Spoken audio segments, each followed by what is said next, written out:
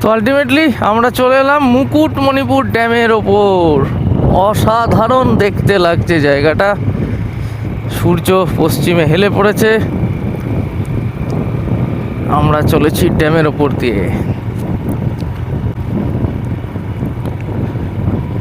Comment বক্সে জানাও কেমন লাগছে। এদিকে কংসাবতীর অপরূপ ভিউ, বোটিং চলছে নদীতে।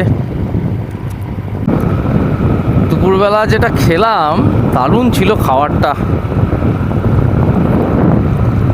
তারপরে এরকম একটা ভিউ, অসাধারণ অসাধারণ।